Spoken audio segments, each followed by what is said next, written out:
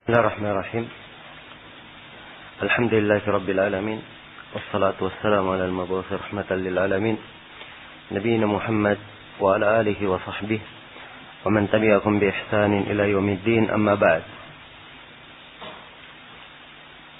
Ini majelis yang ke-14 dari syarah kitab Ad-Durrul Bahiyah fil Masail Fiqhiyah. Dan pada hari ini kita telah memasuki hari yang keempat.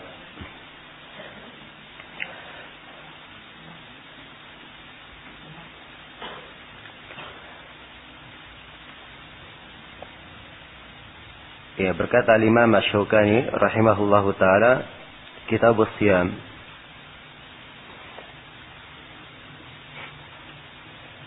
Nah, kitab As-Shiyam tentang puasa. As-Shiyam secara bahasa adalah al-imsak, adalah menahan atau penahanan.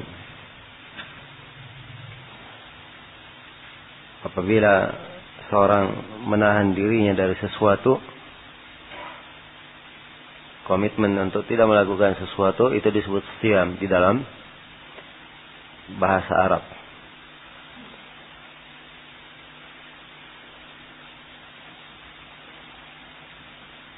Ya. Dan secara istilah, as-shiyam adalah imsakun makhsus min syakhsin makhsus an syai'in makhsus fi zamanin makhsus bi syara'ita makhsusah. Secara istilah, puasa adalah imsakun makhsus, penahanan yang khusus. Sebab bentuk menahannya bukan dari segala perkara ditahan, tapi hal-hal yang khusus ditahan. Min syakhsin makhsus, dari seorang yang khusus. Maksudnya orang yang berpuasa itu ada syarat-syaratnya, syarat-syarat kewajiban dia berpuasa, yang kita akan terangkan insyaallah. An syai'in makhsus, dia menahan dari sesuatu yang khusus, dari makan, minum, dan dari hubungan suami istri. Fi zamanin makhsus, pada waktu yang khusus, sebab pelaksanaan puasa bukan di seluruh waktu, bukan siang dan malam semuanya, tapi dari terbitnya fajar subuh hingga terbenamnya matahari. Ya. Bisyara'ita makhsusah, dengan syarat-syarat yang khusus. Ada ketentuan-ketentuan. Ini akan kita detailkan insyaallah ta'ala di dalam pembahasan puasa ini. Jadi itu definisi puasa secara istilah. Yang kedua, syarat-syarat kewajiban puasa. Syaukani rahimahullah berkata, yajibu siyamu Ramadan. Ya, diterangkan tentang wajibnya. Dan kewajiban puasa itu terhadap seorang hamba, terhadap seorang muslim dan muslimah, melekat pada dirinya, atau puasa itu menjadi wajib apabila terpenuhi padanya 6 syarat. Syarat yang pertama adalah al-Islam, keislaman. Syarat yang kedua al-bulugh, dia adalah seorang yang baligh. Syarat yang ketiga adalah al-aql, dia seorang yang akil, waras. Syarat yang keempat adalah al-qudrah ala siyam, dia mampu untuk berpuasa. Ya. Jadi kalau dikatakan mampu berpuasa, maka keluar darinya orang yang sakit, orang yang sudah sangat tua, tidak mampu lagi berpuasa. Ya. Dan selainnya.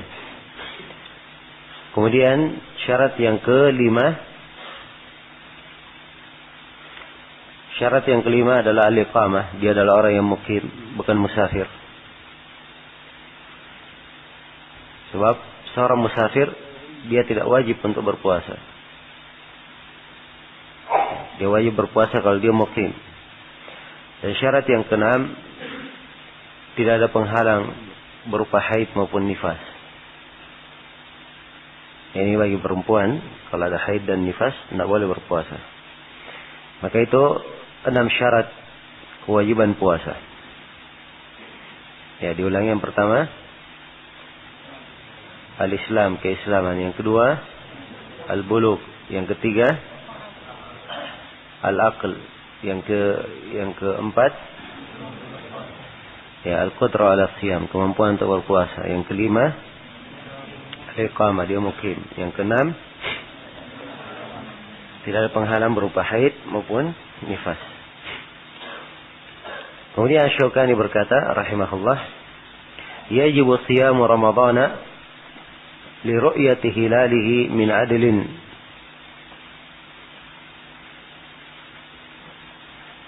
atau ikmali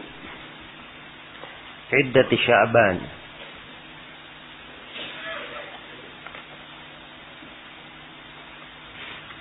Nah,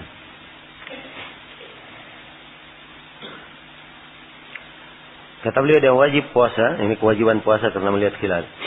Wajib puasa Ramadan karena melihat hilalnya, yaitu hilal Ramadan. Kewajibannya karena melihat apa? Melihat hilal. Min adilin.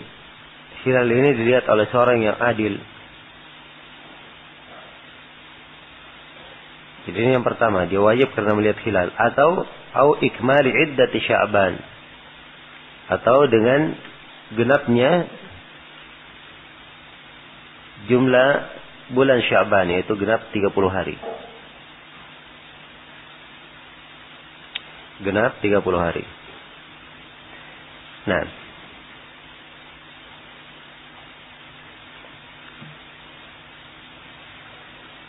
ya,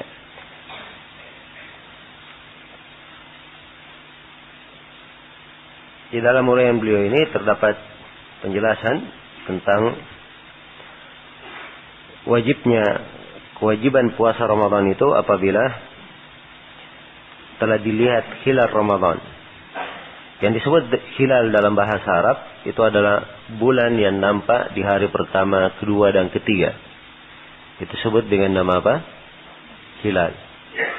Kalau dia di hari yang keempat dan seterusnya, itu disebut qamar, sudah disebut bulan. Dan tentunya yang dimaksudkan dengan hilal adalah bulan yang pertama kali dilihat di awal bulan. Itulah hilal. Dan menentukan atau kewajiban puasa ini karena melihat hilal, ini adalah hal yang ditekankan oleh Rasulullah sallallahu alaihi wasallam dalam sejumlah hadis. Di antaranya hadis Ibnu Umar, Rasulullah sallallahu alaihi wasallam bersabda, "Idza ra'aitumuhu fashumu wa idza ra'aitumuhu fa'aftiru, fa in gumma 'alaikum faqduru lah." Apabila kalian melihatnya, yaitu melihat hilal itu, fasumu, maka puasalah kalian. Wa idza ra'aitumuhu fa'aftiru, dan apabila kalian melihatnya, yaitu melihat hilal Syawal, fa'aftiru, maka berbukalah kalian. Fa in gumma 'alaikum faqdurulah. Kalau ternyata gumma atas kalian, tertutupi awan, tidak bisa melihat hilal, maka faqdurulah, perkirakan, maksudnya perkirakan, genapkan menjadi 30 hari, sebagaimana datang di riwayat yang lainnya disebutkan bahwa bulan itu 29 hari. Jangan kalian berpuasa sampai kalian melihatnya. Kalau gumma alaikum fa'akmilu al-iddata 30. Itu makna faqdurulah. Jadi faqdurulah artinya apa? Genapkanlah jumlah bulan menjadi 30. Dan kata faqdurulah ini tidak ada pendalilan bagi orang-orang yang memakai hisab. Ya, kata kira-kira dihitung. Ya, salah menafsirkan. Faqdurulah artinya dikadarkan bulan itu menjadi apa? 30 hari. Sebagaimana diterangkan di riwayat yang lain. Iya. Dan hadis-hadis tentang melihat hilal ini, wajibnya seorang puasa karena melihat hilal, ini sangatlah banyak. Ya, apalagi kalau kita mengingat firman Allah Subhanahu wa taala, "Faman syahida minkum asy-syahra falyasum." Siapa di antara kalian yang menyaksikan bulan, hendaknya dia berpuasa. Ya. Jadi demikian penentuan masuknya bulan Ramadan dengan melihat hilal atau dengan menggenapkan bulan itu. Ya, hilal itu kapan dilihat? Hilal dilihat setelah terbenamnya matahari. Di hari yang ke-29 dari setiap bulannya. Ya, jadi pada tanggal 29 sore harinya, maka ditunggu matahari terbenam. Selama beberapa saat kalau hilal nampak, maka dia akan terlihat di situ. Ya. Ini yang menjadi ukuran dalam melihat hilal di dalam kebiasaan orang-orang Arab dan juga di dalam kebiasaan para sahabat. Dalam kebiasaan para sahabat. Maka siapa yang melihat hilal keluar dari ketentuan ini, itu artinya bukan hilal yang dia lihat atau tidak dihitung melihat hilal bulan setelahnya. Ya, kalau misalnya dia melihat hilal di malam hari nampak, nah, maka ini bukan hilal untuk awal bulan, tapi hilal yang masih bulan sebelumnya. Jelasnya? Demikian pula kalau dilihat bulan hilal besok harinya, di pagi hari misalnya dilihat, maka ini bukan hilal untuk tanggal 1 bulan, tapi tanggal 30. Ya, hilal yang dihitung tanggal 1, itu kalau apa? Dilihat setelah matahari terbenam. Iya. Jelasnya? Dan di dalam Islam, bulan itu hanya dikenal berapa tanggal? Akhirnya, tanggal 29 dan tanggal 30. Ya, jadi tidak ada melihat hilal tanggal 28.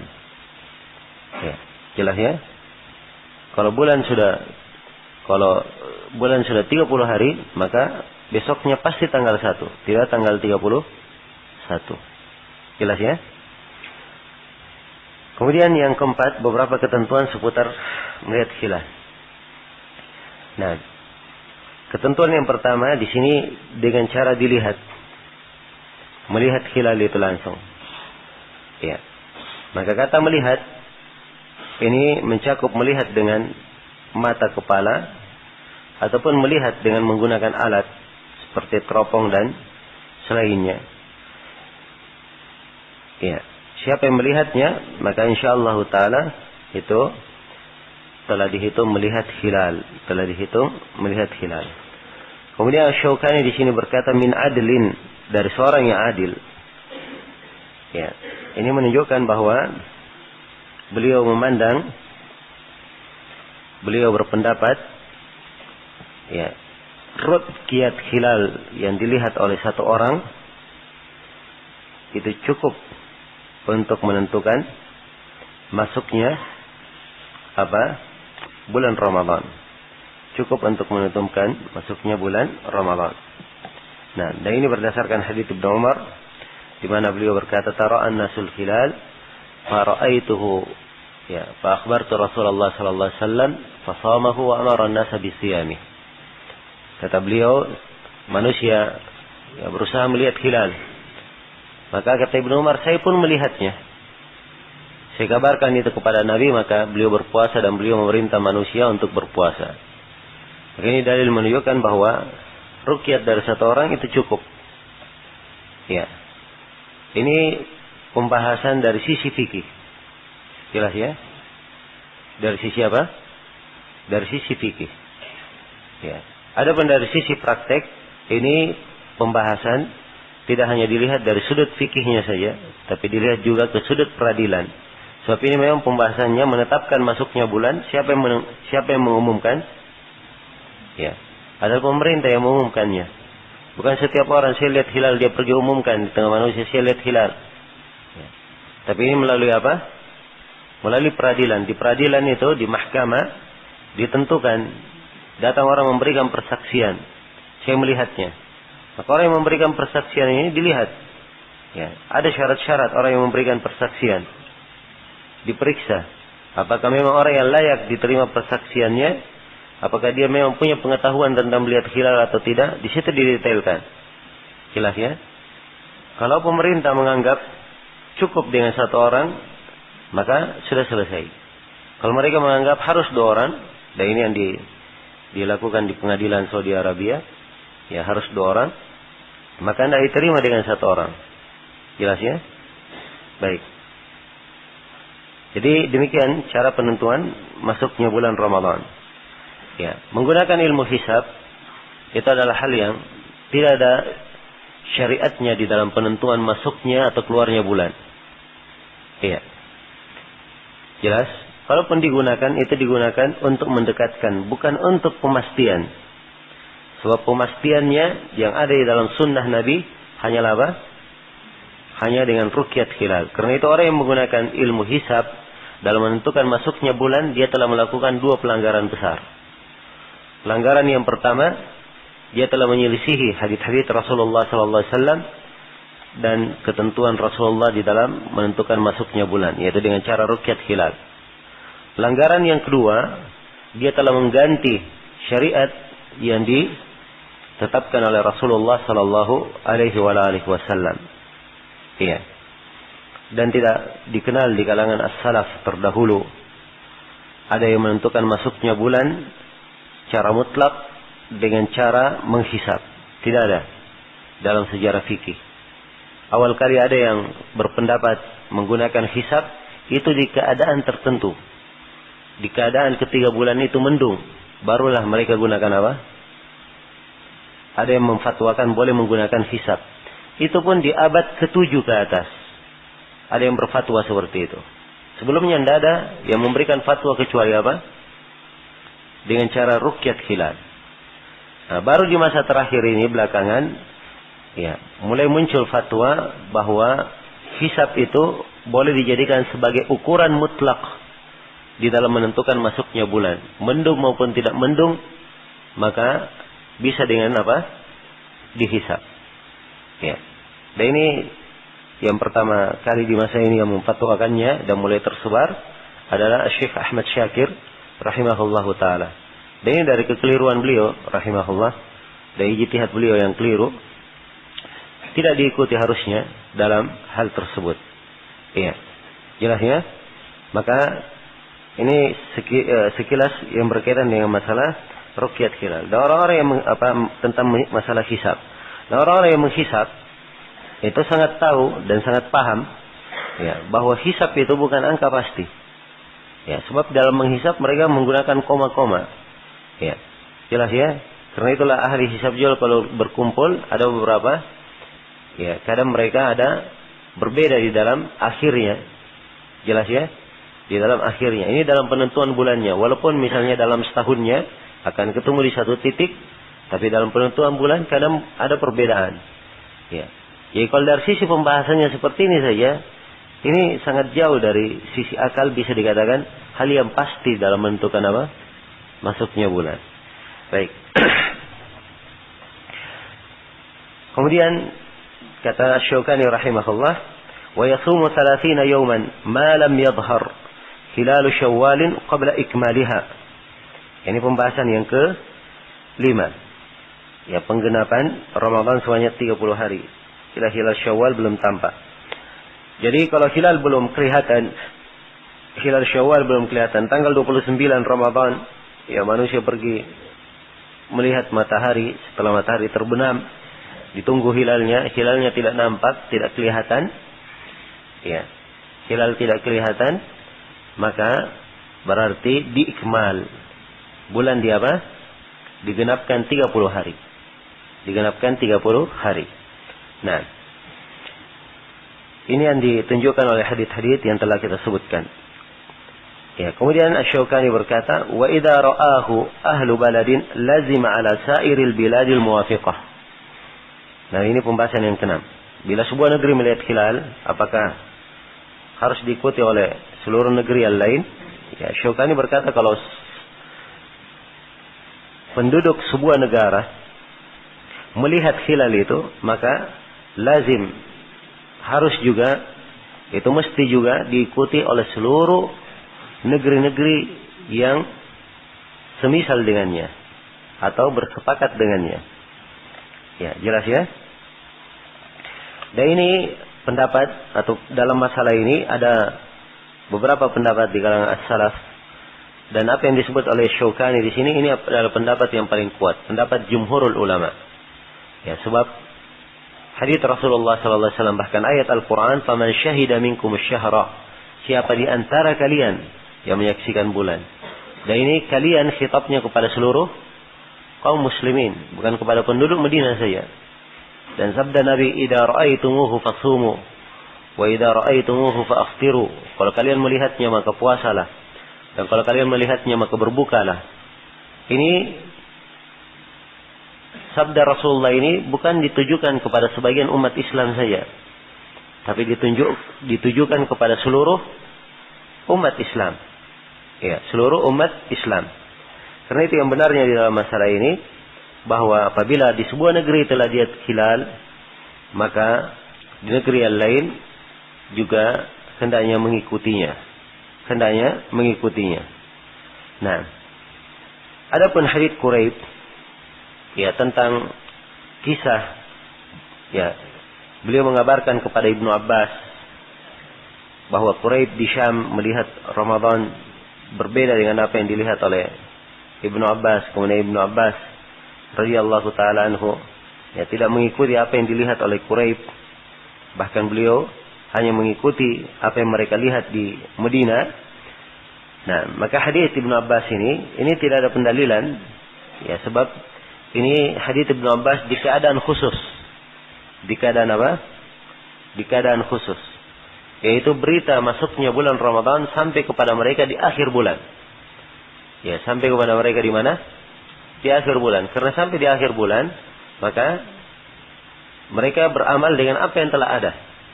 Beramal dengan apa yang telah ada. Jelas ya? Maka tidak ada pendalilan di sini yang menunjukkan bahwa setiap negeri ada hilalnya masing-masing. Walaupun kalau misalnya di setiap negeri atau pemerintahannya komitmen dengan melihat hilal, yang dia pakai hanya melihat hilal saja, maka harusnya orang yang berada di dalam negeri itu, penduduk negeri itu, dia tidak keluar dari ketentuan puasa kecuali apa yang datang dari apa? Ketetapan di pemerintahnya. Jelas ya?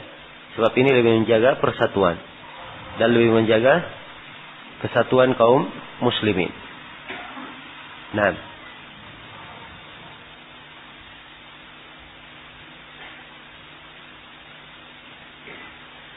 iya.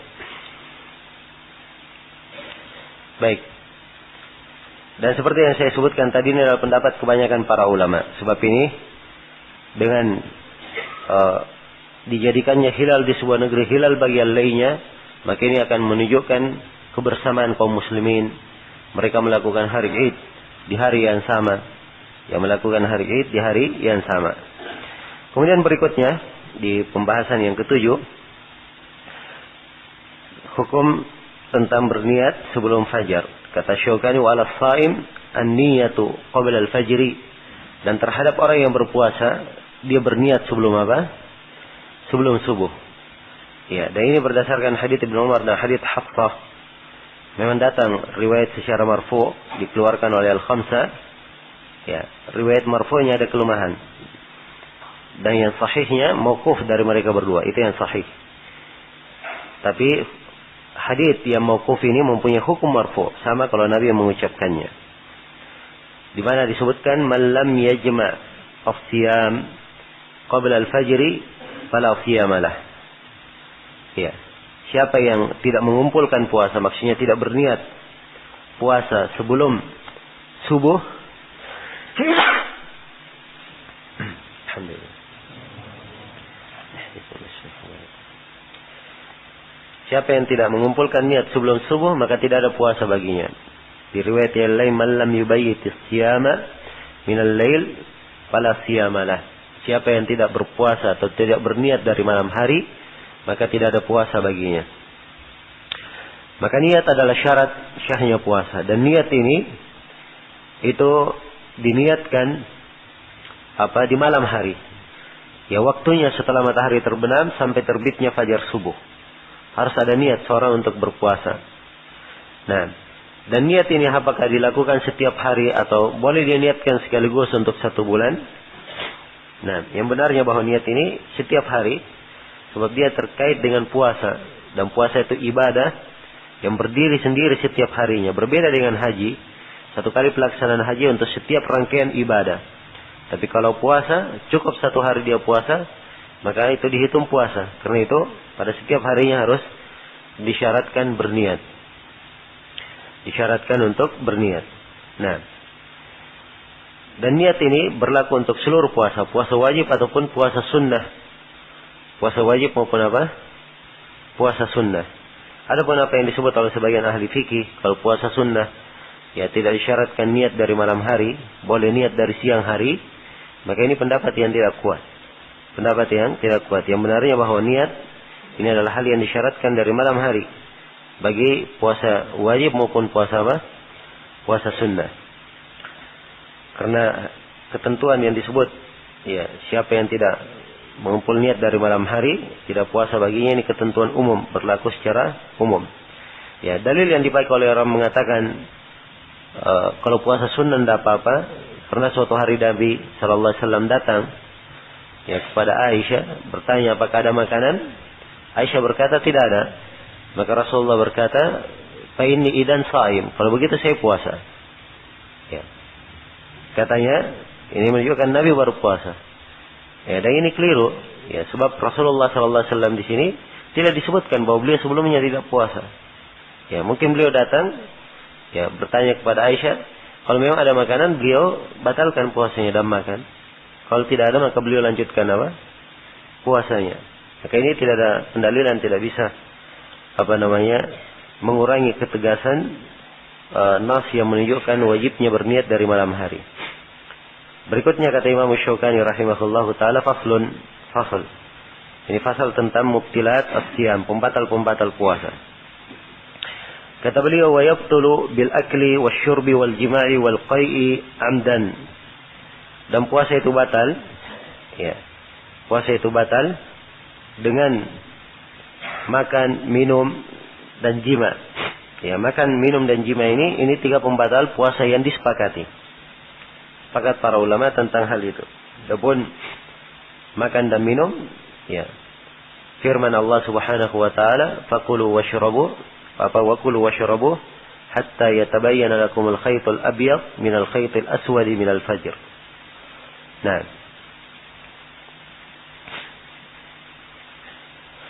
dan tentang jima, ya, telah diriwayatkan dari Abu Hurairah radhiyallahu taala anhu, atau telah diriwayatkan oleh Imam Al-Bukhari dan Imam Muslim dari hadits Abu Hurairah tentang kisah orang yang datang kepada Nabi sallallahu alaihi wasallam tentang kafarah. Ya, dia berkata, "Ya Rasulullah, halaktu." Ya. "Ya Rasulullah, saya telah binasa." Maka Nabi bertanya, "Wa ma ahlakaka?" Apa yang membuat kamu binasa? Qala waqa'tu 'ala imra'ati fi Ramadan. Dia berkata, saya melakukan hubungan dengan istriku di bulan Ramadan. Iya, jelas ya. Dalam sebuah riwayat, wa ana sha'im, dan saya sedang berpuasa. Ya, dan seterusnya dari hadits ini. Maka ini 3 pembatal yang disepakati. Makan, minum, dan apa? Melakukan hubungan suami istri. Ya, makan dan minum dengan sengaja. Adapun kalau dia lupa, maka itu tidak membatalkan puasanya. Berdasarkan hadits Abu Hurairah, riwayat Bukhari dan Muslim dan selainnya, "Man nasiya wa huwa sha'im fa akala aw shariba falyutimma shaumahu fa innama at'amahu Allah wa saqah." Siapa yang lupa sedang dia puasa, kemudian dia makan dan minum, makan atau minum, maka hendaknya dia sempurnakan puasanya. Ya, ini kalau dia lupa ya, sebab yang memberi makan, ya, sebab Allah lah yang memberikan makan kepadanya dan memberi apa? Memberi minum. Ya, jadi kalau lupa tidak ada masalah, insyaallah taala tidak membatalkan puasa. Terus dia lanjutkan. Demikian pula orang yang terlambat sampai kepadanya berita masuknya Ramadan. Orang yang terlambat sampai kepadanya berita masuknya apa? Ramadan. Ya. Dia misalnya sudah makan di pagi hari. Ya, di waktu duha datang orang mengabarkan bahwa ya, semalam sudah dilihat atau kemarin sudah dilihat hilal. Maka di sini dia langsung menahan, kemudian apa? Kemudian puasa, walaupun sebelumnya dia telah makan. Ya, berdasarkan hadits yang diriwayatkan oleh Imam Muslim rahimahullahu taala di dalam hal ini. Kemudian tentang masalah melakukan hubungan suami istri, ini adalah larangan yang terbesar di dalam pembatal puasa, yang terbesar di dalam puasa. Ya, karena itulah siapa yang melanggar hal ini dijatuhkan padanya kafarah. Dijatuhkan padanya apa? Padanya kafarah. Menurut pendapat yang terkuat, ini hanya pada jima saja. Walaupun sebagian ahlul ilm, sebagian ulama ada yang berpendapat bahwa kafarah ini dijatuhkan juga bagi siapa yang berbuka dengan sengaja, ya, dengan makan dan minum. Tapi yang benarnya bahwa ini khusus untuk apa? Orang yang melakukan hubungan suami istri. Berdasarkan hadits Abu Hurairah yang dalam kisah yang sangat panjang, dalam kisah panjang tentang kafarah, ya, riwayat 367. Seorang lelaki datang kepada Nabi berkata, "Ya Rasulullah, halaktu, saya telah binasa." Maka Nabi berkata, "Wa ma ahlakaka?" Apa yang membuat kamu binasa? Qala waqa'tu ala imra'ati fi Ramadan wa ana sha'im. Saya terjatuh pada istriku di bulan Ramadan dan saya sedang puasa. Ini kinayah ya, maksudnya dia melakukan hubungan ya dengan istrinya di bulan Ramadan dan dia sedang apa? Sedang puasa. Maka di sini terlihat ketentuan. Ya, orang yang kena kafarah, pertama dia melakukan hubungan suami istri, itu yang pertama. Yang kedua, dia melakukan hubungan suami istri ini di bulan Ramadan. Ya, yang ketiga, dia melakukan hubungan suami istri ini di siang hari di bulan Ramadan. Yang keempat, dia melakukan hubungan suami istri ini dalam keadaan dia apa? Dia berpuasa. Ini 4 ketentuan orang yang kena kafarah. Jelas ya? Ketentuan pertama, berhubungan. Kalau dia makan dan minum sengaja, itu tidak ada kafarah.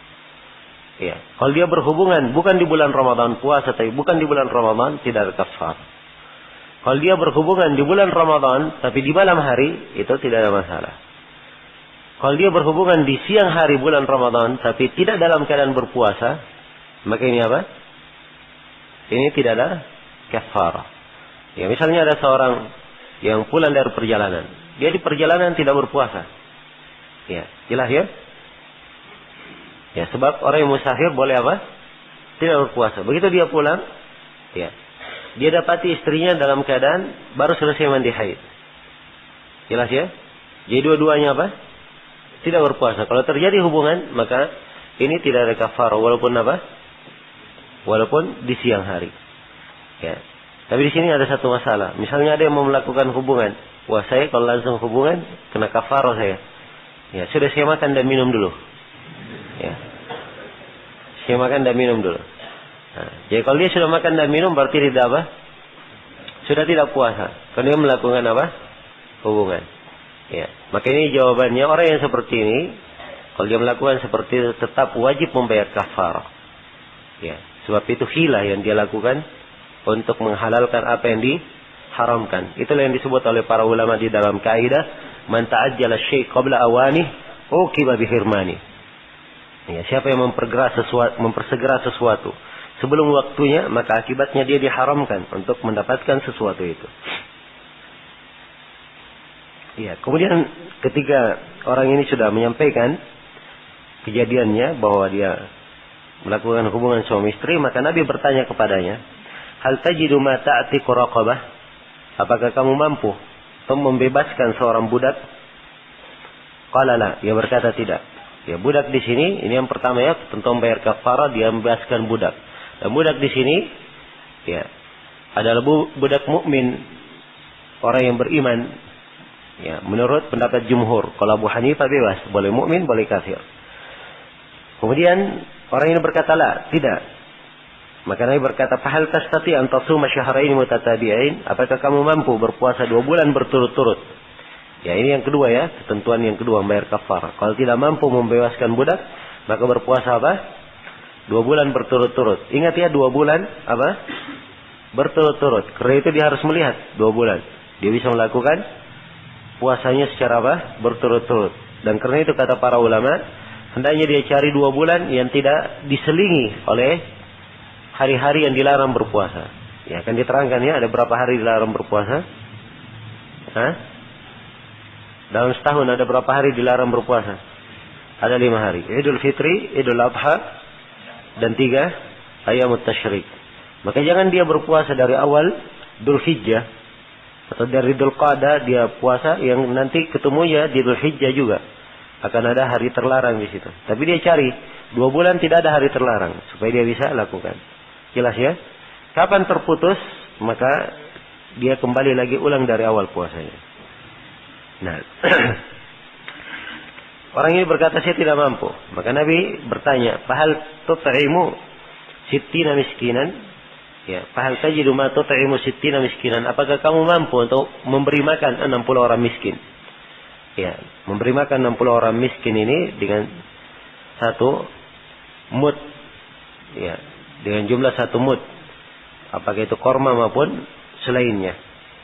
Ya, 60 orang miskin. Ingat ya, 60 orang miskin. Ya, bukan 15 orang miskin diberi makan 4 kali. Ya, atau 30 orang miskin diberi makan 2 kali sehingga menjadi berapa? 60 tidak, tapi 60 orang miskin. Jelas ya? Dan di sini bentuknya diberi makan it'am, menunjukkan makanan yang memang siap untuk dia makan. Ya, maka orang ini berkata tidak, saya tidak mampu. Jadi 3 hal semuanya dia apa? Tidak mampu. Dan ini menunjukkan bahwa 3 kafarah ini diberikan secara berurut. Dia pilih secara apa? Berurut. Pertama dilihat dulu kemampuannya membebaskan budak. Kalau dia tidak mampu, baru pindah kepada yang kedua. Berpuasa 2 bulan berturut-turut. Dia tidak mampu, baru pindah yang ketiga. Apa? Memberi makan orang miskin. Dia punya uang memberi makan orang miskin. Ya. Tapi dia mampu berpuasa. Tidak boleh dia memberi makan. Sedangkan dia mampu apa? Berpuasa. Dia harus berpuasa. Ya, dahulu. Kalau tidak mampu, baru dia memberi makan orang miskin. Jelas ya? Baik, ini tentang membayar kafarah bagi orang yang melakukan jima. Kemudian membatal puasa yang keempat adalah wal qai'u amdan atau bil qai'i amdan. Sini dan muntah dengan sengaja. Ya, muntah dengan sengaja ini adalah hal yang membatalkan puasa. Ya, berdasarkan hadits Abi Hurairah. Ya, Nabi sallallahu alaihi wasallam bersabda, "Man dara'ahu al-qai' falaysa alaihi qada." Ya, wa man istaqa'a amdan falyaqbi. Siapa yang didesak oleh qai', ya, maksudnya dia harus muntah, maka tidak ada qada baginya. Tapi siapa yang muntah dengan sengaja, hendaknya dia qada. Ya, kalimat hendaknya dia qada menunjukkan puasanya apa? Puasanya batal. Ini hadits ada kelemahan, tapi telah syah dari Ibnu Umar dengan sanad yang sahih ucapan ini. Ya, dan apa yang disebut oleh Ibnu Umar itu mempunyai hukum marfu. Mempunyai hukum apa? Hukum marfu. Maka ini ketentuan pembatal puasa yang ke berapa? Yang keempat. Yaitu muntah dengan sengaja. Dia muntah dengan sengaja. Kemudian kata Syaukani rahimahullah, wa yahrumu al-wisal, dan diharamkan al-wisal. Al-wisal itu adalah menyambung 2 puasa, 2 hari berturut-turut. Ya. 2 hari berturut-turut dia sambung tanpa berbuka. Itu wisal. Nah, dan wisal ini adalah hal yang diharamkan, diterangkan dalam sejumlah hadits oleh Rasulullah sallallahu alaihi wasallam. Di antaranya hadits Ibnu Umar, naha Rasulullah sallallahu alaihi wasallam anil wisal. Rasulullah sallallahu alaihi wasallam melarang dari al-wisal. Dan sebagian sahabat ingin meniru Rasulullah, maka Nabi melarang mereka. Beliau berkata, "Inni lastu ka ahadikum, inni adillu yut'imuni rabbi wa yasqini." Sungguhnya saya tidak seperti salah seorang dari kalian. Saya di siang hari dalam keadaan saya diberi makan oleh Rabbku dan diberi apa? Diberi minum. Apa artinya diberi makan dan diberi minum? Ya, ada yang berkata diberikan makanan dari surga. Ya, makanan yang tidak terlihat. Ya, tapi ini pendapat tidak kuat ya. Kalau diberi makan berarti tidak puasa. Ya kan begitu. Nah, tapi maksudnya di sini beliau diberi kekuatan seperti kekuatan orang yang makan dan apa? Dan minum. Jelas ya? Jadi ini dalil-dalil yang menunjukkan tentang al-wisal. Dan di sebagian riwayat sejumlah sahabat ingin tetap melakukan wisal itu. Maka Nabi SAW sangat melarangnya. Nabi SAW sangat melarangnya. Dan beliau berkata, kalau salah seorang dari kalian ingin melakukan wisal, faliwasil ila sahar. Kalau memang dia ingin melakukan wisal, maka dia lakukan wisal sampai waktu sahur saya. Sebagaimana dalam hadits Abu Sa'id, riwayat Muslim. Jelas ya? Maka nampak dari sini bahwa wisal itu ada dua bentuk. Wisal arti asalnya apa? Menyambung puasa. Jadi sekarang Senin, Selasa, ingin disambung 2 hari. Terbitnya fajar subuh di hari Senin, dia sudah mulai puasa. Masuk terbenamnya matahari, sudah terbenam matahari, dia belum berbuka. Terus dia menahan, masuk waktu sahur, dia belum berbuka. Puasa lagi hari berikutnya. Nanti terbenam matahari di hari berikutnya, baru dia berbuka. Ini menyambung puasa 2 hari berturut-turut. Ini yang diharamkan. Ini diharamkan. Ya, sebab ini hanya kekhususan Nabi Sallallahu Alaihi Wasallam saja. Jelas ya? Kalaupun ada dari sebagian as-salaf yang melakukannya, itu adalah ijtihad yang keliru. Ya, baik. Kemudian yang kedua, wisal sampai waktu sahur. Jadi kalau sampai waktu sahur, setelah terbitnya fajar dia puasa. Terus begitu terbenam matahari, dia masih menahan. Ya, masih menahan. Terus dia berpuasa menahan di malam hari. Begitu masuk waktu sahur, barulah dia berbuka sekaligus makan sahur. Jelas ya?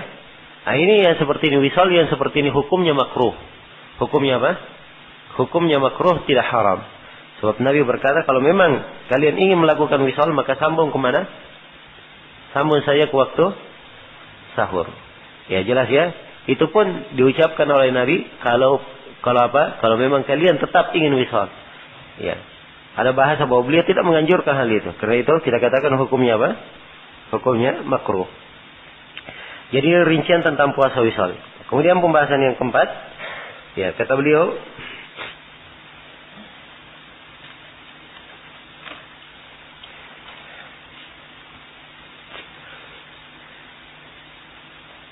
wa 'ala man aftara 'amdan kaffaratun ka kaffaratidh dhihar. Dan bagi siapa yang berbuka dengan sengaja, maka dia bayar kafarah seperti kafarah dhihar. Ya.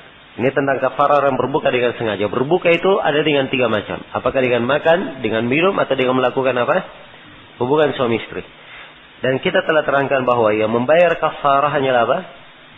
Hubungan suami istri. Adapun berpuasa, atau adapun berbuka karena makan dan minum, sebagian para ulama menganggapnya, ya bayar kafarah. Sebab dalam sebagian riwayat di hadits, ya orang yang datang melapor kepada Nabi ini melakukan hubungan, itu datang dengan lafaz inni aftartu, sungguhnya saya berbuka. Ya, tidak disebutkan bagaimana jenis berbukanya. Jelas ya? Ya. Dan ini pendalilan tidak kuat. Ya, kalaupun ada dengan lafaz seperti itu, maka itu adalah konteks yang mujmal, dirinci di dalam riwayat yang lain bahwa yang dimaksudkan adalah apa? Ya, berbuka dengan melakukan hubungan suami istri. Itulah yang kena kafarah. Dan kafarahnya seperti kafarah dhihar. Seperti kafarah dhihar. Kafarah dhihar akan datang penjelasannya insyaallah di bab dhihar. Ya, dan yang dimaksud dengan kafarah dhihar itu apa yang disebut di surah Al-Mujadilah. Ya, bisa dibaca Al-Mujadilah, bisa dibaca Al-Mujadalah. Ya. Nah, walladzina yudhahiruna min nisa'ihim thumma ya'uduna lima qalu fatahriru raqabatin min qabli ay yatamassa. Yang pertama, tahrir raqabah. Membebaskan apa? Budak. Faman lam yajid fa siyamu syahrain mutatabi'ain. Ini yang keberapa? Yang kedua. Faman lam yastati' fa yat'amu 60 miskina. Ya, ini memberi makan orang miskin. Ini yang ketiga. Jelas ya? Jadi disebut seperti kafarah dhihar. Ya. Maksudnya disebut seperti kafarah dhihar dari sisi dari sisi bentuk kafarahnya dan apa yang dibayar di dalam kafarah tersebut. Apa yang dibayar di dalam kafarah tersebut. Nah, kemudian kata beliau rahimahullah, dan ini pembahasan yang kelima, ya. Sunnahnya menyegerakan buka puasa dan mengakhirkan makan sahur. Kata Syaukani, wa yundabu ta'jilul fitri wa ta'khirus suhur. Ya. Dan disunnahkan mempersegera buka puasa dan mengakhirkan makan sahur. As-suhur ya, kita baca as-suhur. Di dhamma sinnya. Sebab kalau di dhamma itu artinya perbuatan makan sahur. Jadi perbuatan makan sahurnya diakhirkan. Kalau as-sahur makanan yang dimakan. Kalau di fathah sinnya makanan yang apa? Yang dimakan. Itu namanya sahur. Ya, jelas ya? Baik. Ini hal yang disunnahkan di sini dua, menyegerakan puasa, menyegerakan berbuka dan mengakhirkan apa? Mengakhirkan sahur. Ya. Menyegerakan berbuka dan mengakhirkan sahur. Semuanya diterangkan dalam hadits Rasulullah. Adapun menyegerakan puasa, ya, menyegerakan puasa ini diterangkan di dalam hadits Sa'al bin Sa'ad As-Sa'idi. Nabi sallallahu alaihi wasallam bersabda, "La yazalun nasu bi khair ma'ajalul fitr." Terus menerus manusia itu dalam keadaan baik sepanjang mereka mempersegera buka puasa.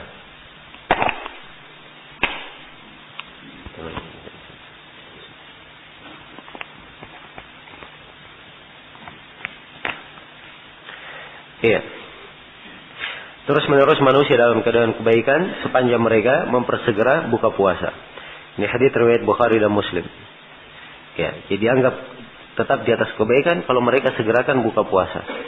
Adapun mengakhirkan makan sahur, dalilnya adalah hadits Zaid bin Thabit yang diriwayatkan oleh Imam Al-Bukhari dan Imam Muslim. Zaid bin Thabit mengisahkan, "Tasahharna ma Rasulillah sallallahu alaihi wasallam, thumma qumna ila shalah." Kami makan sahur bersama Rasulullah, kemudian kami langsung berdiri untuk salat subuh. Jadi makan sahur, kemudian setelah itu apa? Langsung berdiri salat subuh. Menunjukkan jaraknya apa? Ya, sangat dekat sekali. Ditanya oleh Anas, "Kam miqdar bainahuma?" Berapa jarak antara keduanya? Kata beliau, "Qadra 50 ayat." Al-qadru 50 ayat. Jaraknya sekitar berapa? 50 ayat. Baca 50 ayat tidak panjang, tidak apa? Tidak pendek. Ya, dan ini tidak perlu banyak waktu, sekitar 10 sampai 15 menit. Jelas ya? Maka ini jarak makan sahur Nabi diakhirkan. Ya, andai kata misalnya waktu subuh, ya, waktu subuh jam 5, ya, jam 5, dan dia makan sahur, dia perkirakan dia perlu waktu 20 menit, maka ya jam setengah 5 misalnya dia sudah mulai makan sahur, atau setengah 5 lewat 5. Makin akhir makin apa? Makin bagus, makin baik. Jelas ya?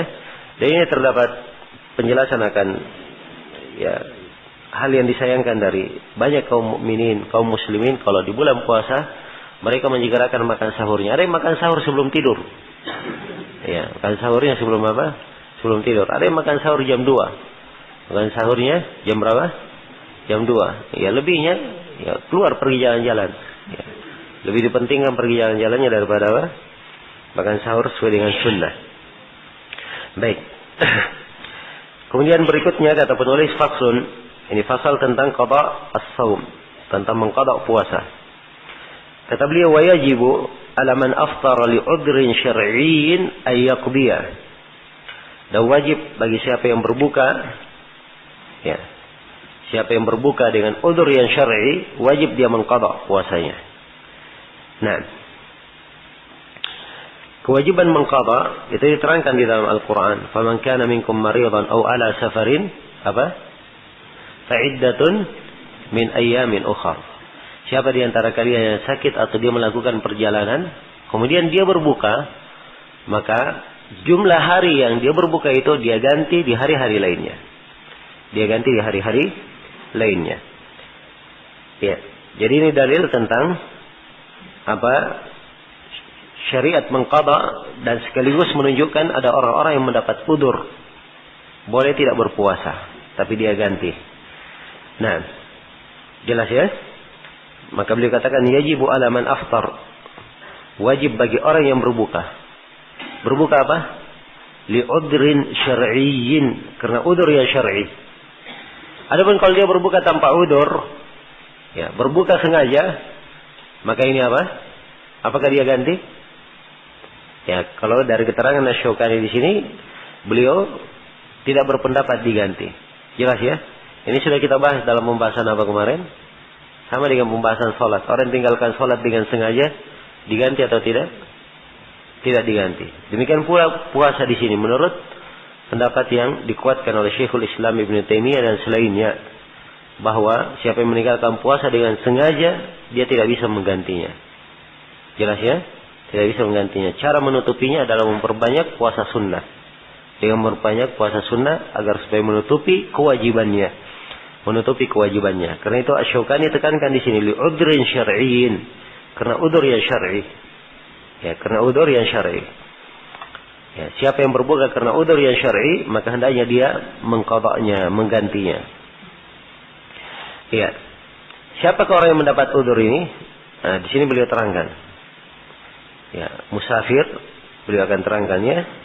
Nah, tapi yang mendapat udur secara global, dapat udur syar'i adalah orang yang apa? Orang yang sakit.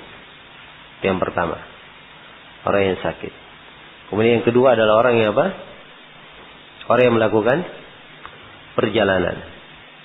Orang yang melakukan perjalanan. Kemudian yang ketiga adalah apa? Perempuan yang haid dan nifas. Ya, perempuan yang haid dan nifas. Maka ini orang-orang yang mendapatkan udzur syar'i. Ya, saya detailkan tadi orang sakit ya. Orang sakit itu ada dua macam. Ada yang sakitnya bisa diharapkan sembuh. Ada kemungkinan sembuh. Ada sakitnya yang tidak ada kemungkinan sembuh. Dan sakit ini menghalangi dia untuk berpuasa. Jadi kalau sakitnya mungkin sembuh, ini yang diqadha. Ya, tapi kalau sakitnya ya tidak diharapkan lagi sembuhnya, sulit, mungkin sudah dipastikan oleh dokter tidak sembuh, yaitu menghalangi dia untuk puasa, maka dia memberi membayar fidyah. Dan ini akan kita terangkan di penjelasan fidyah. Jelas ya? Baik, ini orang-orang yang mengqadha. Kata beliau, wal fitru lil musafiri wa nahwihi rukhsah. Berbuka bagi musafir dan semisal dengannya adalah rukhsah. Sebab dalam Al-Quran diberikan rukhsah, keringanan. Ya, fa'iddatun min ayamin ukhar. Dia berbuka tapi dia bayar dengan puasa di hari-hari lain. Jelas ya? Di hari-hari lain. Illa ayakhsha talaf aw yadha'fa 'anil qital fa'azimah. Kecuali kalau dia khawatir ada kerugian, ada talaf, atau khawatir ada kelemahan. Ya, fil qital, di dalam peperangan, maka fa'azimah. Maka berbuka ini bukan lagi rukhsah, keringanan, tapi keharusan berbuka. Jelas ya? Nanti kata misalnya kaum muslimin ikut berperang, ya, dan mereka kalau tidak berbuka, ini akan merugikan kaum muslimin karena pasukannya agak lemah dan membuat mereka lemas. Maka di sini berbuka bukan lagi bukan lagi keringanan, bukan lagi rukhsah, tapi berbuka menjadi kewajiban. Nah, itulah ucapan Nabi sallallahu alaihi wasallam, "Laisa minal bir as-siyamu fi safar." Bukan dari kebaikan berpuasa di perjalanan. Dan ketika beliau melihat sejumlah sahabat masih berpuasa, beliau berkata, "Ulaikal usah." Mereka itulah orang-orang yang bermaksiat. Mereka itu orang-orang yang bermaksiat. Ini di kondisi Di kondisi yang memang harus berbuka di situ. Ya, karena ada maslahat yang lebih penting untuk kekuatan pasukan dan menghadapi musuh. Jelas ya? Tapi selainnya, asalnya musafir itu asalnya adalah rukhsah untuk berpuasa, rukhsah untuk tidak berpuasa. Sisa yang perlu kita bahas di sini, yang mana lebih afdal bagi musafir yang tidak azimah itu tadi, yang mana lebih afdal baginya? Dia berpuasa atau berbuka bagi seorang musafir? Nah, jelas ya? Sini telah kita tekankan bahwa kalau dia safar apapun, berat maupun ringan, asalnya dia boleh boleh berbuka. Ini musafir.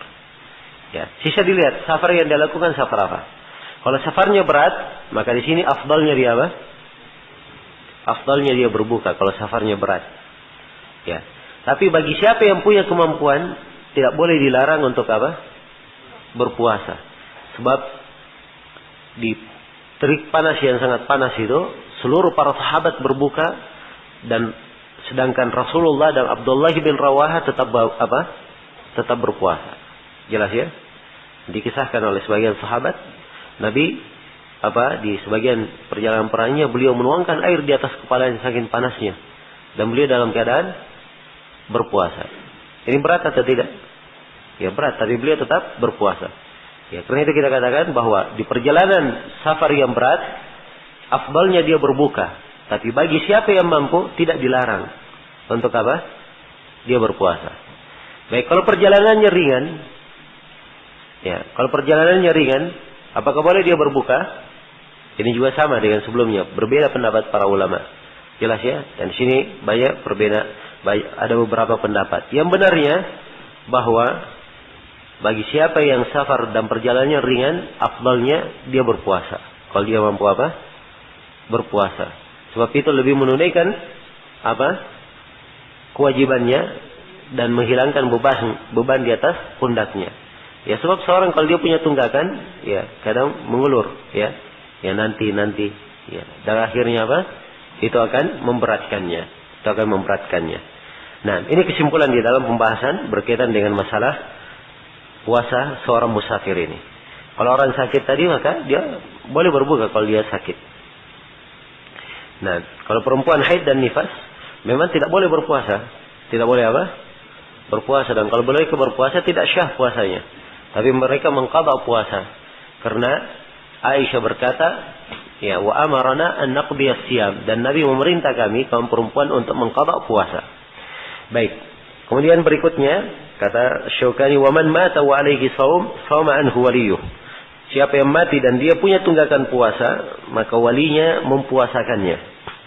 Nah, ini pembahasan yang ketiga tentang wali mayit.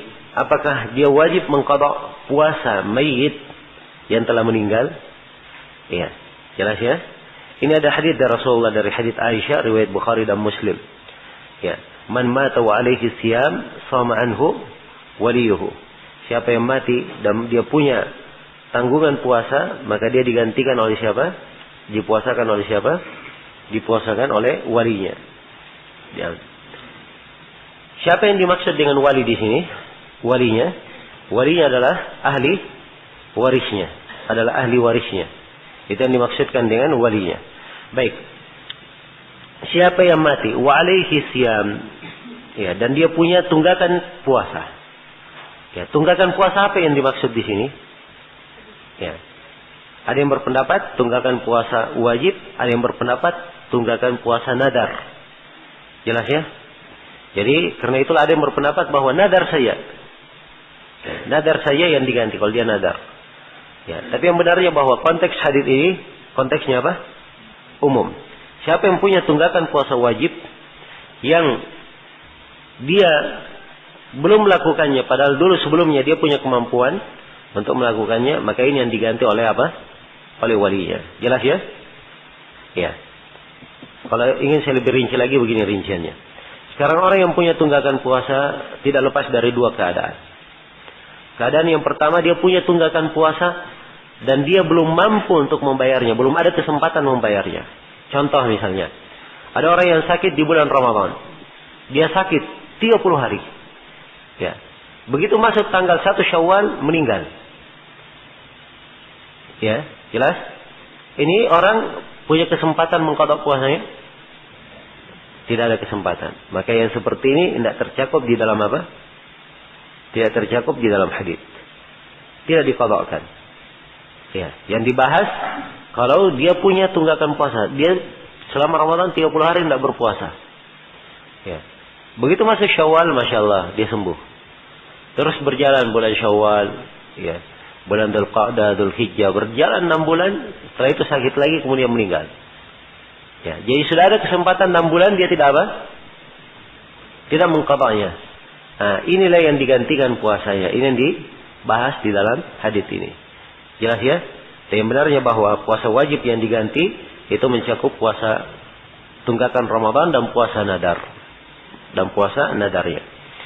Nah, kemudian pembahasan yang keempat, puasa orang tua renta dan cara mengqadhanya. Kata Syaukani, wal kabirul ajiz anil ada'i wal qadha' yukaffiru an kulli yawmin bi it'ami miskin. Ya. Dan orang tua yang sangat lemah, tidak mampu lagi berpuasa, tidak mampu menunaikan puasa, dan tidak mampu mengqadha, ya, jadi puasa tidak mampu, dia tidak berpuasa. Apakah dia mampu menggantinya? Ya, menggantinya juga tidak mampu. Ya, jadi dia tidak mampu puasa, tidak mampu apa? Menggantinya, tidak mampu mengqada'nya. Maka orang yang seperti ini dia membayar fidyah. Ya, walaupun Asy-Syaukani di sini bahasakan dengan bahasa apa? Kafarah. Sebab memang ada sebagian ulama yang membahasakan fidyah dengan apa? Kafarah. Dia membayar fidyah. Fidyahnya apa? Memberi makan, ya, apa? Untuk setiap hari yang dia tinggalkan, dia beri makan satu orang miskin. Ya. Dan ini berdasarkan ayat Al-Quran. Apa ayatnya? Fafidyatun. Apa?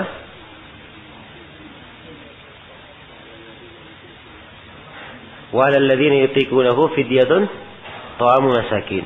Baik. Dan terhadap orang yang mampu melakukannya. Perhatikan ayatnya, mampu melakukannya. Kemudian dia tidak lakukan. Maka dia membayar fidyah. Ini kita bahas ayat ya, bahas kandungan ayat dulu. Ayat ini dulunya orang tua, laki-laki dan perempuan, ya, perempuan yang menyusui, perempuan yang hamil, ya, diberi pilihan. Silakan puasa, silakan berbuka. Ya. Siapa yang ingin berpuasa berat, dia berpuasa, tapi dia bayar fidyah. Jelas ya? Kemudian ini ayat terhapus hukumnya. Kata Ibnu Abbas. Hukumnya akhirnya tetap hanya untuk beberapa orang. Yang pertama laki-laki tua. Yang kedua perempuan tua yang tidak mampu berpuasa. Kemudian yang ketiga perempuan yang menyusui. Yang keempat adalah perempuan yang hamil. Dan di sebagian riwayat disebutkan, dan orang yang sakit tidak bisa sembuh lagi. Tidak bisa apa? Sembuh lagi. Ini semuanya membayar apa? Membayar fidyah. Ya, semuanya membayar fidyah. Jelas ya? Jadi itu orang-orang yang membayar fidyah. Semuanya ada 5 orang. Ya, laki-laki tua yang sudah bisa ini. Kemudian demikian pula perempuan itu yang kedua. Kemudian yang ketiga perempuan yang menyusui. Perempuan yang menyusui yang kalau dia menyusui, apa dia berbuka itu akan khawatir membahayakan apa? Membahayakan anaknya. Ya. Jelas ya? Demikian pula yang keempat perempuan hamil. Kalau dia puasa khawatir akan membahayakan apa? Janinnya. Ya. Nah, mungkin ada yang bertanya, ini kan dia belum coba, dari mana dia bisa tahu bahwa dia mampu tidak mampu? Ya.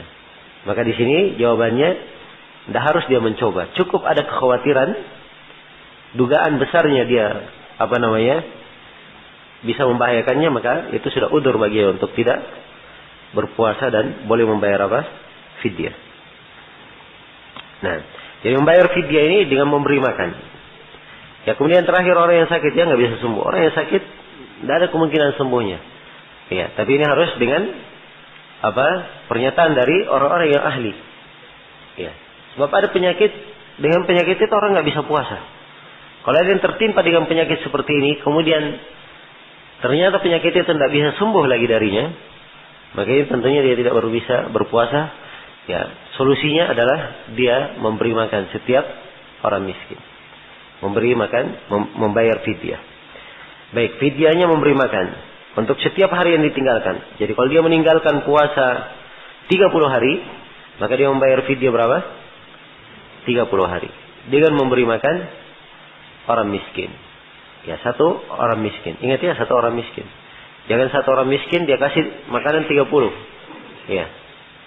Tiap hari dia kasih makan sampai 30 hari. Nah, ini tidak syah. Tapi dia memberi makan apa? 30 orang miskin. Jelas ya? Kemudian membayar fidyah ini membayar fidyah setelah meninggalkan puasa. Setelah apa? Meninggalkan puasa. Dan ini termasuk kesalahan yang kadang kita lihat. Ada perempuan dia menyusui. Dia tahu bahwa 1 bulan ini dia tidak akan apa?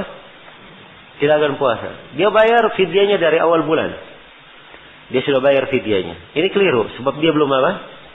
Belum meninggalkan puasa. Ya, nanti harusnya dia bayar di mana? Di akhir bulan. Atau kalau dia bayar di pertengahan bulan, dia bayar apa yang dia sudah tinggalkan saja. Misalnya dia sudah di hari ke-11. Dia bayar 10 hari yang dia sudah tinggalkan. Tidak ada masalah. Jelas ya? Tapi kalau dia bayar sesuatu yang belum dia tinggalkan, ini keluar dari pensyariatan. Ya. Kemudian di sini memberi makan Ingat ya, tidak boleh diuangkan. Memberi apa? Memberi makan. Ya. Nah, selesai sudah ya berkaitan dengan masalah qada dan masalah membayar fidyah. Kemudian kata penulis rahimahullahu taala babu shaumi tatawwu. Bab tentang puasa sunnah. Ya, di sini ada 14 pembahasan yang kita garis bawahi dari ucapan penulis. Yang pertama seputar puasa 6 hari Syawal. Kata penulis, yustahabbu siyamu sittin min Syawal. Disunnahkan puasa 6 hari di bulan Syawal. Ini berdasarkan hadits Abu Ayyub Al-Ansari, riwayat Imam Muslim dan selainnya. Ya, riwayat Al-Jamaah kecuali Al-Bukhari dan Nasa'i. Rasulullah bersabda, "Man shama Ramadhana thumma atba'ahu sittan min Syawal, kana ka siyamid dahr." Siapa yang berpuasa Ramadan, kemudian dia ikutkan setelahnya 6 hari di bulan Syawal, maka seakan-akan dia berpuasa apa? Berpuasa 1 tahun. Ya. Ini hadis sahih ya. Dan hadis ini hujjah terhadap Imam Malik. Sebab Imam Malik mengatakan tidak disyariatkan puasa apa? 6 hari Syawal. Ini mungkin karena hadis ini belum sampai kepada Imam Malik rahimahullah. Jelas ya? Maka siapa yang berpuasa Ramadan kemudian dia ikuti 6 hari di bulan Syawal, ini menunjukkan bahwa berpuasa 6 hari di bulan Syawal adalah apa? Ibadah yang disyariatkan. Ibadah yang disyariatkan. Sisa di sini ya perhatikan. Ya, man shama Ramadan, siapa yang puasa Ramadan. Ini masuk dalam syiat asy-syart. Pensyaratan ya. Siapa yang puasa Ramadan. Ya kata Ramadan. Ya orang dikatakan puasa Ramadan kalau dia telah berpuasa seluruh apa? Seluruh Ramadan. Ya kalau dia sudah puasa seluruh Ramadan, kemudian dia ikuti dengan 6 hari Syawal, ya inilah baru mendapatkan keutamaan seperti puasa apa? Puasa ad-dahr. Jelas sampai sini? Ya. Karena itu dibahas di sini oleh para ulama, orang yang punya tunggakan. Dia punya tunggakan di bulan Ramadan, dia belum bayar. Apakah dia boleh puasa 6 hari Syawal? Hah? Apakah dia dapat keutamaan ini? Ya, kalau dilihat konteks hadis, man shama Ramadan, siapa yang puasa Ramadan, dia puasa lengkap dulu. Ya. Jadi harusnya dia bayar dulu apa? Tunggakannya. Kalau lengkap tunggakannya dia bayar, barulah dia puasa apa? Puasa Syawal. Jelas ya? Nah, ini pendapat yang terkuat insyaallah di dalam masalah ini. Tapi siapa yang ingin khawatir ada udzur dan seterusnya baginya, kemudian dia khawatir kalau dia bayar tunggakannya, ya dia tidak akan mendapatkan puasa Syawal. Ya, kalau dia puasa 6 hari dia niatkan Syawal dulu, nanti yang lainnya dia bayar. Ya, di luar Syawal. Maka yang seperti ini kalau dia memang ada udzur, ya diharapkan hal itu syah baginya. Ya, karena memang jumhur ulama berpendapat boleh. Walaupun kita sendiri mengatakan bahwa yang kuatnya adalah apa? Adalah dia harus menyempurnakan seluruhnya dahulu. Kemudian 6 hari di bulan Syawal. 6 hari di sini tidak ditentukan di mana tempatnya. Ya. Boleh dilakukan 6 hari sekaligus dan boleh dilakukan apa? Terpisah-pisah. Ya. Boleh dia 6 hari di awal, 2 hari di awal bulan, 2 hari di pertengahan bulan, 2 hari di akhir bulan. Kalau dia punya kebiasaan puasa Senin Kamis, tidak apa-apa. Sekaligus dia Senin Kamis, dia niatkan dengannya apa? Puasa Syawal, tidak ada masalah. Jelas ya? Sebab ini puasa yang diinginkan dia puasa 6 hari. Jadi kalau dia sudah puasa Senin, Kamis, Senin, Kamis, Senin, Kamis 6 kali, sama artinya dia sudah puasa berapa? 6 hari dalam bulan Syawal. Ya, dan setelah kita singgung ya di bab salat, di bab mandi, boleh menggabung antara apa? 2 ibadah. Tapi syaratnya apa? 2 ibadah itu mungkin untuk digabungkan. Dan ini mungkin digabungkan. Dan sejenis ibadahnya. Ya, jelas ya? Baik. Ini yang berkaitan dengan puasa Syawal. Ini pembahasan yang pertama. Pembahasan yang kedua, 9 hari pertama di bulan Dzulhijjah. Nah, Asy-Syaukani berkata, wa tis'i ayyamin at-tayyib. Wa tis'u Dzulhijjah. Ya. Bisa dibaca tis'i, ma'tuf terhadap siyam ya. Wa yustahabbu siyamu tis'i Dzulhijjah, begitu. Dan disunnahkan puasa 9 hari di bulan Dzulhijjah. 9 hari ini dari tanggal 1 sampai tanggal berapa? 9 Dzulhijjah. Ini dalilnya adalah hadits Hafsah diriwayatkan oleh Imam Ahmad dan Nasai. Rasulullah Hafsah berkata, "Arba'un lam yakun yad'uhunna Rasulullah sallallahu alaihi wasallam." Iya.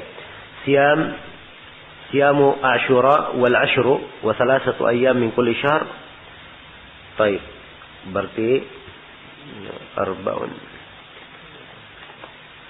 Baik. Siyama Ashura wal ashra wa thalathatu ayyam min kulli syahr wa raka'ataini qabla al-ghada.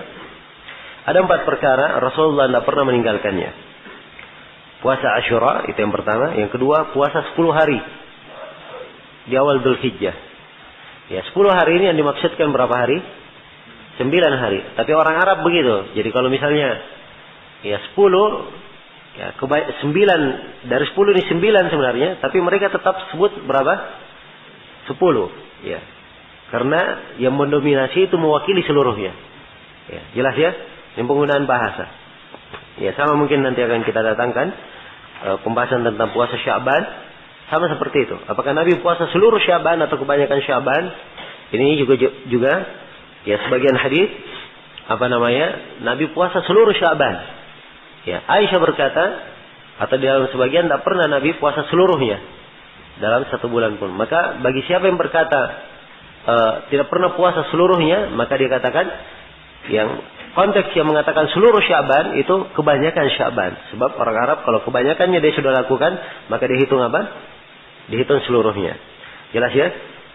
9 Dzulhijjah ini disyariatkan berpuasa dari tanggal 1 sampai tanggal berapa? Tanggal 9. Dan tanggal 9-nya ini itu yang paling utamanya, yang paling afdalnya. Sebab itu yang disebut dengan nama puasa apa? Puasa Arafah. Nah, puasa Arafah. Dan puasa Arafah itu punya keutamaan khusus. Ya, punya keutamaan khusus diriwayatkan oleh Imam Muslim dan selainnya dari Abu Qatadah, Rasulullah sallallahu alaihi wasallam bersabda, "Shaumu yaumi Arafah yukaffiru sanataini al-madiyah wa mustaqbalah, wa shaumu yaumi Asyura yukaffiru sanatan madiyah." Ya, puasa pada hari Arafah itu menggugurkan ya dosa 2 tahun yang telah lalu dan yang akan datang. Dan puasa hari Arafah, hari Asyura menggugurkan dosa tahun yang telah lalu. Menggugurkan dosa tahun yang telah lalu. Baik. Kemudian kata beliau Muharramin, dan puasa Muharram. Puasa Muharram ini apa yang diinginkan? Puasa apa? Puasa Asyura. Ya, puasa apa? Asyura. Ya, itulah yang diinginkan dengan puasa Muharram. Ya, puasa Asyura ini adalah hal yang disyariatkan tanggal 10 Muharram. Ya, tapi kalau dia lakukan tanggal 9 juga, maka itu adalah hal yang afdal. Sebab Nabi sallallahu alaihi wasallam ketika beliau melakukan puasa Asyura, ya beliau berkata, "La in ishtu al-qabil la sumtu at-tasi'." Andai kata saya masih hidup tahun depan, saya akan puasa apa? Hari ke-9. Ya, jadi di Muharram yang disyariatkan tanggal 9 dan tanggal berapa? Tanggal 10. Tanggal 11 bagaimana? Ya, karena ada sebagian ulama yang mengatakan tanggal 11 juga disyariatkan. Mereka berdasarkan dengan sebuah hadis bahwa Nabi puasa pada tanggal 10 Muharram, puasa sehari sebelumnya dan sehari setelahnya. Itu ada dalam hadis Ibnu Abbas. Tapi hadisnya adalah hadis yang mungkar dari sisi periwayatan. Ya, karena itu yang benarnya hanya disyariatkan berapa? Tanggal 9 dan tanggal 10 saja. Kemudian Sya'ban, puasa Sya'ban. Ya. Puasa Sya'ban sebelumnya Muharram ada hadis lain tentang keutamaan di bulan Muharram, ya, yang menjelaskan bahwa di hari-hari lainnya juga afdal berpuasa. Dari hadis Abu Hurairah yang diriwayatkan oleh Imam Muslim dan selainnya, Nabi ditanya, "Fa ayyus siyami afdalu ba'da Ramadan?" Puasa apa yang paling afdal setelah Ramadan? Beliau berkata, "Syahrullahil Muharram." Puasa di bulan apa? Di bulan Muharram. Nah, dan hari Asyura ini banyak keutamannya ya. Dia adalah puasa wajibnya kaum muslimin dahulu. Puasa wajibnya kaum muslimin dahulu sebelum apa? Sebelum Ramadan. Baik. Kemudian setelah itu Sya'ban. Ya, puasa Sya'ban. Puasa Sya'ban, Aisyah berkata, "Lam yakunin Nabi sallallahu alaihi wasallam yasumu aktsara min Sya'ban fa innahu kana yasumuhu kullahu. Ya, Nabi sallallahu alaihi wasallam tidak pernah puasa. Ya, sebulan itu lebih banyak dari puasa beliau di Sya'ban. Ya, beliau melakukan puasa di Sya'ban itu seluruhnya. Ya, maksudnya seluruhnya di sini adalah apa? Ya, seluruhnya, hampir seluruhnya, begitu maksudnya. Nah, karena itu di lafaz yang lain, ya. Nah, maka kana yasumu fi Sya'ban kana yasumuhu illa qalilan. Beliau puasa di seluruh Sya'ban kecuali sedikit. Ya, ada yang sedikit. Ini hadits Aisyah radhiyallahu taala anha. Ada dari sebagian sahabiah lainnya menyebutkan bahwa Nabi puasa 1 bulan penuh. Ya, maka ini pengertiannya diarahkan ke sini atau dibawa kepada pengertian bahwa sepengetahuan Aisyah tidak lengkap 1 bulan, tapi sepengetahuan istrinya yang lain bahwa lengkap apa? 1 bulan. Jelas ya? Dan ini tidak bertentangan insyaallah taala. Ya, berikutnya puasa Senin Kamis. Ya, puasa Senin Kamis. Puasa Senin Kamis ini adalah puasa yang disunnahkan kata Syukani wal Itsnain wal Khamis.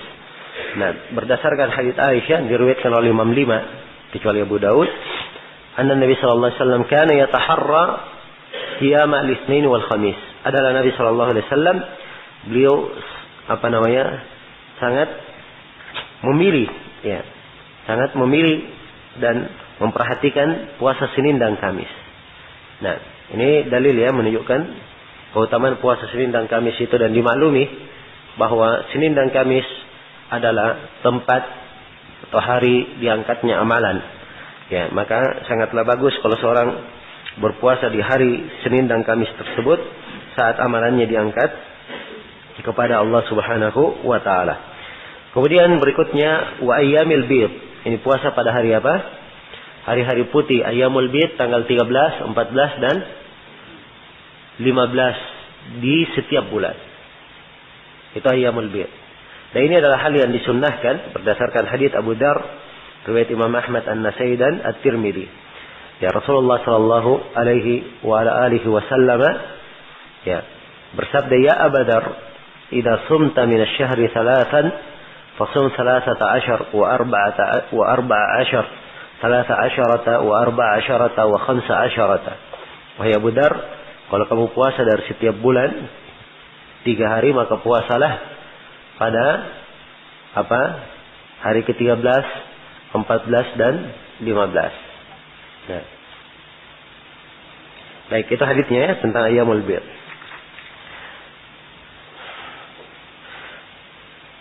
Dan di sini Imam Syukani rahimahullahu taala hanya menyebutkan ayyamul bid. Beliau tidak menyebutkan puasa 3 hari yang lainnya. Ya, puasa 3 hari yang lainnya. Sebab dalam hadits Abu Hurairah sudah berlalu bersama kita, beliau diwasiatkan oleh Nabi sallallahu alaihi wasallam 3 wasiat. Salah satunya apa? Ya. Adalah beliau diwasiatkan an asuma min kulli syahrin 3 ayyam. Saya berpuasa dari setiap bulan 3 hari. Ya. Seakan-akan Imam Syukani menguatkan pendapat bahwa puasa 3 hari yang dimaksud adalah apa? Ayyamul bid. Dan ini 2 pendapat di kalangan para ulama. Ada yang berpendapat seperti itu, dan ada yang berpendapat itu 2 puasa berbeda. Ayyamul bid puasa sendiri, dan 3 hari dari setiap bulan adalah apa? Puasa sendiri. Tapi siapa yang melakukan ayyamul bid, dia niatkan juga puasa 3 hari dalam sebulan, maka itu sudah cukup. Sudah apa? Sudah cukup. Jelas ya? Kemudian berikutnya kata beliau, ya, ini puasa Daud sekarang. Wa afdalut tatawwu shaumu yaumin wa iftar yaum. Dan seafdal puasa sunnah adalah puasa sehari, berbuka sehari. Ini puasanya siapa? Puasanya Nabi Daud alaihi salam. Tidak lagi puasa yang lebih afdal daripada ini. Nah, tidak lagi puasa yang lebih afdal daripada ini.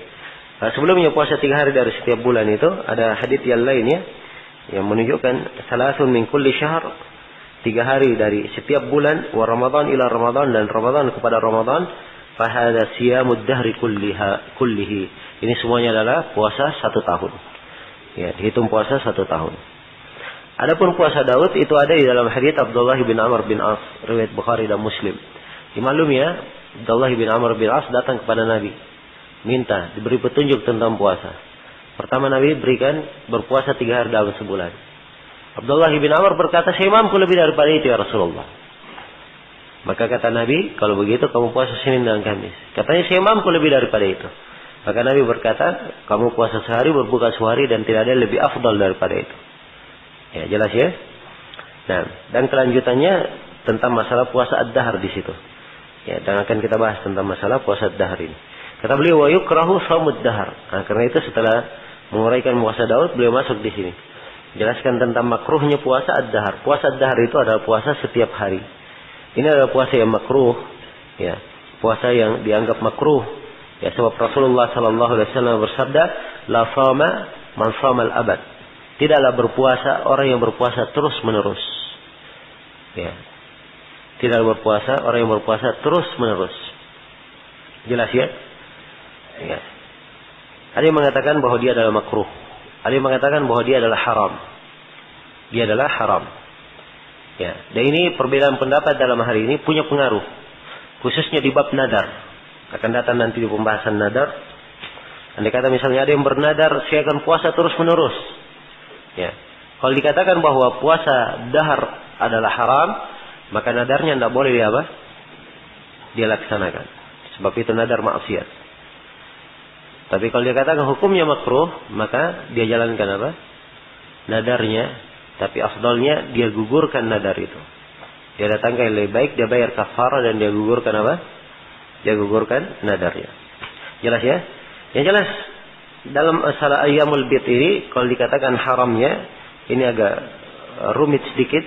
Karena Abdullah bin Amr bin As tetap melaksanakannya. Sedangkan Nabi sudah memberikan peringatan tentang hal tersebut. Jelas ya? Kalau dikatakan makruhnya, ada nas-nas yang cenderung menunjukkan haramnya. Ya, maka ini di sini di dalam masalah puasa dahar ini harus ditekankan makna makruhnya puasa ini. Baik. Berikutnya wa ifradu yaumil jum'ah. Dari puasa yang makruh adalah puasa hari Jumat. Dia puasa hari Jumat secara khusus. Ya. Puasa hari Jumat secara khusus ini makruh. Ya. Bahkan makruhnya bermakna haram, sebab Rasulullah sallallahu alaihi wasallam bersabda, la tasumu yaumal jum'ah illa an tasuma yawman qablahu aw yawman ba'dahu. Jangan kalian puasa pada hari Jumat kecuali kalian puasa sehari sebelumnya dan sehari setelahnya. Ini larangan berpuasa. Dan asalnya larangan menunjukkan makna haramnya. Ya, jadi mengkhususkan hari Jumat puasa ini yang dilarang. Itu yang dilarang. Kecuali kalau dia baringkan, dia puasa sehari sebelumnya dan sehari setelahnya, itu tidak ada masalah. Tidak ada masalah. Jelas ya? Nah, dan dari sini juga muncul pertanyaan. Kalau misalnya hari Arafah bertepatan dengan hari Jumat, apa yang dia lakukan? Apakah dia puasa atau makruh? Dilarang? Ya, jawabannya tidak. Sebab dia puasa karena Jumat atau karena Arafah? Ya, karena Arafah dia berpuasa. Jelas ya?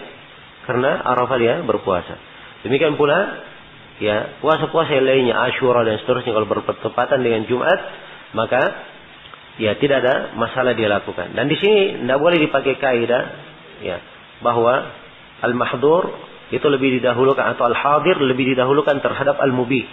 Ya, sebab di sini asalnya tidak ada tidak ada pertentangan. Sebab dia melakukan puasa itu bukan karena hari itu, tapi karena hal yang lainnya. Karena hal yang lainnya. Jelas ya? Ya, demikian yang difatwakan oleh sejumlah ulama kita tentang bolehnya puasa walaupun hari Jumat dengan niat Arafah, ya, seperti Syekh Mukbil dan selainnya. Baik. Kemudian di sini dikatakan oleh penulis rahimahullah,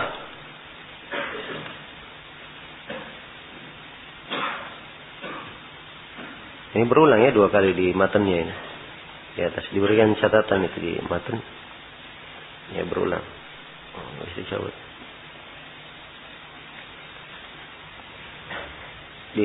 Nanti dihapus itu matan yang bawah. Baik. Kemudian kata beliau wa yaumu as-sabt. Ya, di antara puasa yang makruh adalah puasa pada hari apa? Hari Sabtu. Ya. Ini kalau hadits yang menjelaskan tentang puasa hari Sabtu adalah hadits yang apa? Hadits yang kuat. Ya. Haditsnya ada diterangkan dalam riwayat Al-Khamsah. Nah, dikatakan la tasumu yawmas sabt illa fi maftarida alaikum. Jangan kalian berpuasa pada hari Sabtu kecuali pada puasa yang diwajibkan atas kalian. Ini hadis ya letak silam mendapat di kalangan ulama belakangan. Ya, kalau di ulama terdahulu yang kebanyakan ulama para imam terdahulu ini melemahkan. Mereka melemahkan hadis ini. Seperti Imam Ahmad, Abu Daud, ya, Imam Malik, Az-Zuhri, ya, Ibnu Muflih di dalam di dalam kitab beliau Al-Furu' itu menyebutkan banyak sekali dari para a'immah yang melemahkannya. Dan di masa ini yang mengatakan hadis ini lemah banyak dari para ulama ahli hadis. Seperti Syekh Al-Albani, seperti Syekh Muqbil rahimahullah. Demikian pula Syekh bin Baz. Ya, Syekh bin Baz mengikuti ucapan Ibnu Hajar dalam hal ini. Sebab Ibnu Hajar mengatakan hadits ini muttarib. Ya. Jelas ya? Hadits ini goncang. Nah, yang jelas saya sendiri baca semua buku-buku yang menulis tentang riwayat puasa hari Sabtu ini. Ya. Orang-orang yang menguatkan haditsnya.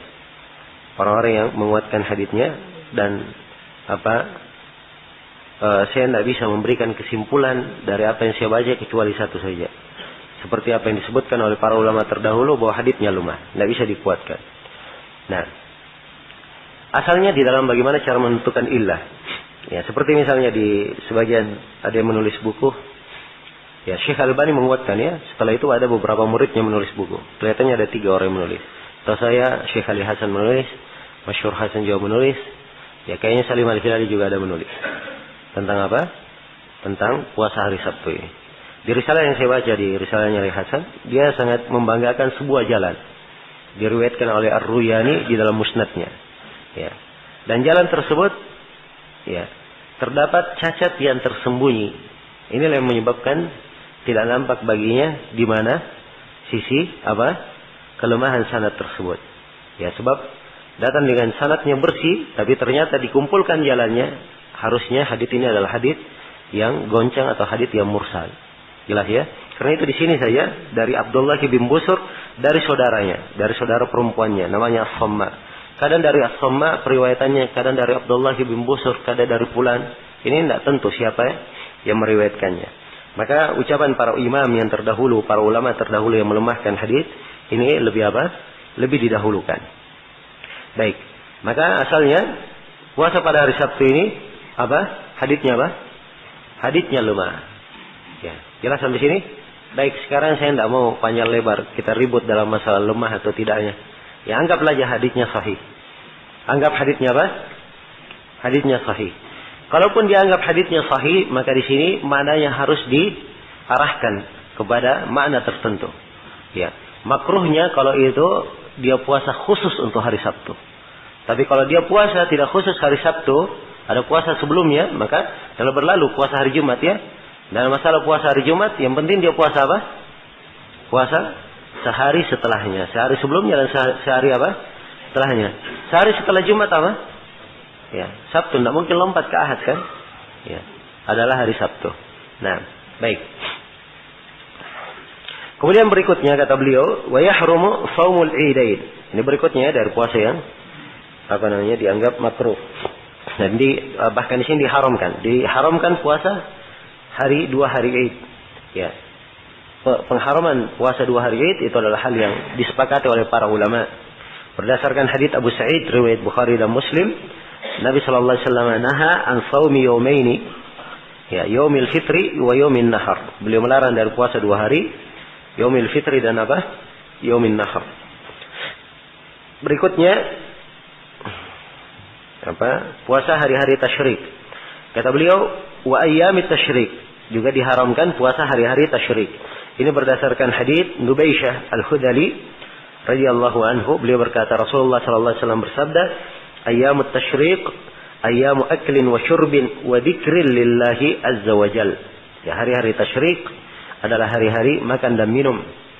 Hari-hari makan dan minum. Jadi dia hari makan dan minum, bukan hari berpuasa. Dan hari berzikir kepada Allah. Ya, kemudian yang terakhir Wastiqbalu Ramadan biyaumin aw yaumain. Demikian pula menyambut Ramadan dengan berpuasa sehari atau 2 hari.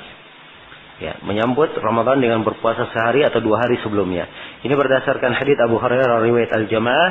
Rasulullah sallallahu alaihi wasallam bersabda, "La yataqaddamanna ahadukum Ramadana bi shaumi yawmin aw yawmaini illa yakuna rajulun kana yasumu shauman falyasumhu." Kata beliau, jangan sekali-sekali salah seorang dari kalian berpuasa mendahului Ramadan sehari atau 2 hari. Ya. Jadi ini larangan ya. Nah, kecuali orang yang punya kebiasaan berpuasa, tidak apa-apa dia melakukan puasa itu. Ya. Jelas?